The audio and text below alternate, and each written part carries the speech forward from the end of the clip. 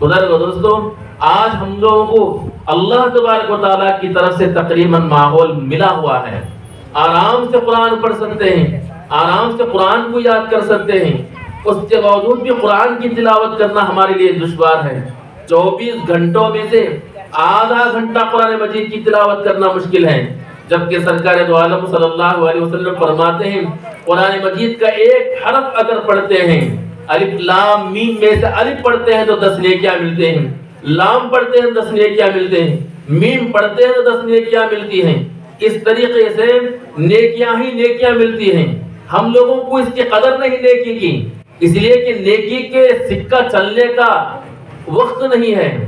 رائج الوقت جو سکہ ہے وہ نیکی نہیں ہے بلکہ روپیہ چل رہا ہے، روپے کی قدر ہمارے پاس ہے۔ اس لیے اگر 10 نیکی کی جگہ میں اگر یہ ہوتا کہ قرآن مجید کا یہ حرف اگر کوئی پڑھتا ہے تو 10 روپے ملیں گے، الف لام میم اگر کوئی پڑھتا ہے تو 30 روپے ملیں گے، تو ظاہر بات ہے کتنے لوگ قرآن مجید کی تلاوت کرتے تھے روپے کو حاصل کرنے کے لیے۔ بزرگوں دوستوں، یہ جو روپے کی اہمیت اپنے دل کے اندر رہنے کی وجہ سے ہر آدمی اس کی طرف لپکتا ہے، لیکن نیکی کی اہمیت ہمارے دل کے اندر نہیں ہے۔ اس کا اندازہ دنیا کی آنکھ بند ہونے کے بعد، آخرت والی آنکھ کھلنے کے بعد معلوم ہوگا کہ اس کا اندازہ۔ بزرگوں دوستوں، اس لیے قرآن مجید کی تلاوت کے سلسلے میں وہاں جو آخرت میں نیکیوں کا سکہ چلتا ہے، روپیہ پیسہ دینار اشرفی نہیں چلتا ہے، تو ایسی جگہ میں نیکی ہی نیکی چلتی ہے۔ تو اس طریقے سے آدمی کے دل کے اندر جب خواہش ہوتی قرآن مجید کو پڑھتا تو کتنا اچھا ہوتا۔ حضرت مولانا رشید احمد صاحب رائے چوٹی دامت برکات میں ایک مرتبہ فرمایا کرتے تھے کہ ایک بزرگ نے ایک آدمی کو خواب پہ دیکھا کہ وہ قبر کے اندر قرآن مجید کی تلاوت کر رہے ہیں۔ کہاں کر رہی؟ قبر کے اندر قرآن مجید کی تلاوت کر رہے ہیں۔ تو خواب دیکھنے والوں نے قبر میں قرآن پڑھنے والوں سے پوچھا کہ آپ قرآن مجید کی تلاوت کر رہے ہیں قبر کے اندر؟ تو انہوں نے کہا کہ ہاں مجھے شوق تھا قرآن مجید کی تلاوت کرنے کا، اب یہاں قبر میں آنے کے بعد کیا کروں، اللہ سے میں نے اجازت لے لیا، اب قرآن مجید کی تلاوت شروع کیا۔ الحمدللہ آج تک 70,000 مرتبہ قرآن مجید کی تلاوت ختم کر لیا۔ کتنی مرتبہ؟ 70,000 مرتبہ۔ خواب دیکھنے والے بزرگ نے پوچھا 70,000 مرتبہ؟ تعجب سے پوچھے 70,000 مرتبہ قرآن مجید کی تلاوت کر دیے؟ تو اس کے تعجب کو دیکھ کر تلاوت کرنے والے نے کہا کہ ہاں مگر ایک بات ہے، تم اپنی زندگی میں دنیا کی زندگی میں رہتے ہوئے سبحان اللہ جو ایک مرتبہ کہتے ہیں اس کا ثواب مجھے دے دیں، اور 70,000 مرتبہ جو میں قرآن کی تلاوت کرتا ہوں وہ تم لے لیں۔ اس لیے کہ بزرگوں دوستوں، مرنے کے بعد قبر میں جانے کے بعد، مرنے کے بعد اعمال کا سلسلہ ختم، نیکی کمانے کا سلسلہ ختم۔ اب وہاں جانے کے بعد دنیا کی زندگی کے ایک لمحے میں جو سبحان اللہ کہہ سکتے تھے اور قرآن مجید کی تلاوت کر سکتے تھے تو وہ لمحات یاد آتے ہیں۔ یہاں قرآن مجید کی تلاوت کریں گے 10 نیکیاں، وہاں 70,000 مرتبہ قرآن مجید کو ختم کریں تو کوئی نیکی نہیں۔ بزرگوں دوستوں، وہاں چلنا کہ نیکی کا سکہ چلتا ہے، یہاں روپیہ پیسے کا سکہ چلتا ہے، تو روپیہ پیسے کا سکہ جو ہاں چلتا ہے یہ بالکل کم مدت ہے، بالکل کم مدت ہے۔ نیکی کا سکہ جو چلتا ہے وہ لامحدود زندگی کا سلسلہ ہے۔ اس لامحدود زندگی کے سلسلے میں چلنے والا سکہ وہ نیکی ہے، اور یہاں ختم ہونے والی زندگی میں چلنے والا سکہ یہ روپیہ ہے۔ روپے کی قدر ہم لوگوں کے دل کے اندر ہے، اس کی وجہ سے نیکی کی قدر ہمارے دل کے اندر نہیں ہے، جس کی وجہ سے قرآن مجید کی تلاوت 24 گھنٹوں میں کم از کم 15 منٹ تو بھی قرآن مجید کی تلاوت کسی سے ہوتی ہے؟ عام طور پر نہیں ہوتی، عام طور پر نہیں ہوتی۔ جبکہ بزرگوں دوستوں، رسول اللہ صلی اللہ علیہ وسلم قرآن مجید پڑھنے والوں کے لیے، حافظ قرآن بننے والوں کے لیے بہت سارے فضائل رسول اللہ صلی اللہ علیہ وسلم سنائے۔ جس کا بچہ حافظ قرآن بنتا ہے اس کے ماں باپ کو قیامت کے میدان میں موتیوں کا تاج اور بہترین لباس پہنائیں گے، جبکہ قیامت کا منظر اتنا ہولناک منظر ہے. لا يسأل حمیم حمیما یبصرونہم یود المجرم لو یفتدی من عذاب یومئذ ببنیہ وصاحبتہ واخیہ. قیامت کا دن تو ایسا ہے السماء کالمہل وتکون الجبال کالعہن ولا يسأل حمیم حمیما. آسمان تو پگھلی ہوئی چاندی کے مانند ہو جائے گا، اور اسی طریقے سے پہاڑ اپنے ہلکا ہونے میں، ہوا کے ذریعے سے اڑنے میں بالکل بالوں کی طرح ہو جائے گا، اون کی طرح ہو جائے گا. اور وہاں کی ہولناکی کی وجہ سے آدمی پریشانی کے عالم میں کوئی آدمی کسی رشتہ دار کو ذرہ برابر پوچھ تاچھ بھی نہیں کرے گا. لا يسأل حمیم حمیما یبصرونہم. آپس میں دکھائی بھی دیتے رہتے ہیں، ایک دوسرے کو دیکھتے بھی رہتے ہیں. ہاں ہلو السلام علیکم، خیریت سے ہیں کیا؟ یہاں کب کی ایک مرتبہ نظر آئے تو اسے فوراً ملاقات کرتے ہیں. تو قیامت کا میدان ایسا ہولناک میدان، 50,000 سال کا ایک دن ہوگا قیامت کا دن. تو اس دن میں ہر ایک اپنے اپنے حساب کے بارے میں فکر میں رہے گا، اپنے اپنے پریشانی کے عالم میں رہے گا. اتنی پریشانی کے عالم میں رہے گا کہ رشتہ دار ایک دوسرے کو آپس میں پوچھ تاچھ بھی نہیں کرے. لا يسأل حمیم حمیما یبصرونہم یود المجرم. مجرم تو یہ تمنا کرے گا لو یفتدی من عذاب یومئذ ببنیہ. اس قیامت کے دن کے عذاب سے بچنے کے واسطے اپنے بیٹے کو اللہ کے یہاں فدیہ کے طور پر دے گا، اپنی بیوی کو دے گا، وصاحبتہ واخیہ اپنے بھائی کو دے گا، وفصیلتہ التی تؤوی اپنے خاندان اور کنبے کو دے گا، ومن فی الارض جمیعا اور پورے زمین بھر میں جتنے ہیں ساری چیزوں کو اللہ کے دربار میں دینے کی کوشش کرے گا. ثم ینجی. قیامت کے دن کے اس عذاب سے نجات کے واسطے تڑپتا رہے گا، ہر کسی کو فدیے کو دینے کے طور پر خواہش کرے گا، تمنا کرے گا، اس عذاب سے بچنے کی فکر کرے گا.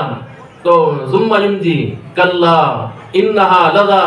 یہ بیٹے کا فدیہ قبول نہیں، بیوی کا فدیہ قبول نہیں، خاندان کا فدیہ قبول نہیں، زمین کی ساری چیزوں کا فدیہ قبول نہیں، کوئی چیز قبول نہیں کی جائے گی. عذاب سے نجات کے واسطے کوئی چیز قبول نہیں کی جائے گی. یہ بھڑکنے والی، یہ شعلہ دینے والی، یہ آگ انہا لظا نزاعۃ للشویٰ اس طریقے سے بدل گا. دوستوں ایسے بھیانک قیامت کے میدان میں، ایسے بھیانک موقع پر ہر کوئی نفسا نفسی کے عالم میں رہے گا. ایسے موقع پر اللہ تبارک و تعالی حافظ قرآن کے والدین کو تاج پہنا کر مشک کے ٹیلوں پر بٹھا کر ان سے بات چیت اور تفریح کے طور پر رہیں گے، وہ آپس میں بات چیت کرتے ہوئے رہیں گے. اتنی بڑی فضیلت ہے حافظ قرآن کے والدین کی، بڑے مبارکبادی کے قابل ہیں حافظ قرآن کے والدین. بزرگ دوستوں، اب جب حافظ قرآن کے والدین کا یہ مسئلہ ہے تو پھر خود حافظ قرآن کو اللہ تبارک و تعالیٰ کی طرف سے کتنا بڑا بدلہ دیا جائے. رسول اللہ صلی اللہ علیہ وسلم فرماتے ہیں خیرکم من تعلم القرآن وعلمہ. تم میں سب سے بہترین انسان، تم سے مراد محدثین فرماتے ہیں امت مسلمہ میں قرآن کی تعلیم کو چھوڑ کر دنیاوی جو نفع دینے والے جو تعلیمات ہیں، ڈاکٹری ہے، انجینئرنگ ہے، یہ جتنے بھی نفع رساں جو تعلیمات ہیں، ان تمام کے تمام تعلیمات کو اچھی نیت کے ساتھ اگر حاصل کریں گے تو وہ علم کو حاصل کرنا بھی بہترین ہے. پھر بھی ان تمام علوم میں سب سے بہترین رسول اللہ صلی اللہ علیہ وسلم فرماتے ہیں خیرکم من تعلم القرآن وعلمہ. جس نے قرآن کو سیکھا اور دوسروں کو سکھایا وہ بہترین ہے. اے امت مسلمہ، تم سب میں سب سے بہترین قرآن کو سیکھنے اور سکھانے والا ہے. حضرت ابو عبد الرحمن رحمت اللہ علیہ مشہور تابعی ہیں، عثمان غنی رضی اللہ تعالیٰ عنہ کے شاگرد ہیں. فرماتے ہیں کہ بہت بڑے محدث تھے اور تفسیر کے ماہر تھے اور بہت سے علوم دینیا کے ماہر تھے، لیکن کوفہ کے جامع مسجد کے کونے میں بیٹھ کر قرآن مجید کی تلاوت بچوں کو سکھا رہے ہیں. پوچھا گیا اتنے بڑے عالم ہونے کے باوجود جو قرآن کی تعلیم کا کام کر رہے ہیں، تو انہوں نے فرمایا کہ ہاں میں نے اپنے استاد عثمان غنی رضی اللہ تعالیٰ عنہ کی زبان مبارک سے رسول اللہ صلی اللہ علیہ وسلم کے اس ارشاد مبارک خیرکم من تعلم القرآن وعلمہ کو سنا، جس کی وجہ سے برابر اپنی زندگی میں قرآن کو سکھانے کا کام کر رہا ہوں۔ اتنا ہی نہیں بزرگو دوستو، رسول اللہ صلی اللہ علیہ وسلم خود اپنے شاگرد رشید ابو ہریرہ رضی اللہ تعالیٰ عنہ کو فرماتے ہیں کہ یا ابا ہریرہ تعلم القرآن وعلم، اے ابو ہریرہ قرآن کو سیکھو اور دوسروں کو سکھاؤ۔ تعلم القرآن وعلمہ، سکھاؤ دوسروں کو۔ ولا تزال حتی یاتیک الموت، اور یہ قرآن کو سیکھنے اور سکھانے کا کام زندگی بھر کرتے رہنا، موت آنے تک یہ کام کرتے رہنا۔ یہ نصیحت سرکار دو عالم صلی اللہ علیہ وسلم کے زبان مبارک سے کس کو ہو رہی ہے؟ ابو ہریرہ رضی اللہ تعالیٰ کو ہو رہی ہے کہ ابو ہریرہ برابر موت تک یہ کام کرتے رہنا۔ فَإِنْ أَتَاكَ الْمَوْتُ وَأَنْتَ كَذَلِكَ، یہاں تک کہ تمہیں اگر موت آ جائے اور تم اسی قرآن کو سیکھنے اور سکھانے کے کام میں لگے رہو، حجت الملائکہ الی قبرک کما تحج المؤمنون الی بیت اللہ الحرام۔ اللہ اکبر۔ یہ مرتے دم تک اے ابو ہریرہ قرآن کو سیکھنے اور سکھانے کی خدمت کا کام کرتے رہیں گے، موت آ جائے تو اگر یہ کام کرتے رہیں گے تو فرشتے تمہاری قبر کی زیارت اتنے فرشتے کریں گے جتنے کہ کعبۃ اللہ کی زیارت مومنین کرتے ہیں، کعبۃ اللہ کی زیارت مومنین کرتے ہیں۔ تو بزرگ دوستو، یہ فضائل ہیں قرآن کو سیکھنے والوں کے، قرآن سکھانے والوں کے۔ ہم ایسے بچوں کو، ہم ان اساتذہ کو، ان علماء کرام کو صرف اس بنیاد پر کہ ہمارے پاس بیان بہت سارا ہے اور یہ ماہانہ 8,000 کمانے والے اور یہ ہمارے چندے سے چلنے والے اور یہ ہمارے کھلانے سے کھانے والے اور ہمارے پہنانے سے پہننے والے، اس طریقے سے دماغوں میں جو لکیر لاتے ہیں بزرگو دوستو، یہ لکیر لانا بہت سخت برائی ہے۔ رسول اللہ صلی اللہ علیہ وسلم تو آپ معمول سمجھتے ہیں، لیکن ہمارے اور آپ کے آقا بلکہ اشرف المخلوقات انسانوں میں سید الانبیاء سرکار دو عالم صلی اللہ علیہ وسلم زبان کہتی ہے کہ اشرف امتی، میری امت میں سب سے زیادہ اشرف، سب سے زیادہ معزز، سب سے زیادہ مکرم اگر کوئی حملۃ القرآن، یہ حامل قرآن ہیں، یہ قرآن والے ہیں، رسول اللہ صلی اللہ علیہ وسلم فرماتے ہیں۔ تو جو پیغمبر جن کے بارے میں اشرف امتی کہیں اور ہم ان کے بارے میں حقارت رکھیں، بزرگو دوستو یہ بہت بری چیز ہے۔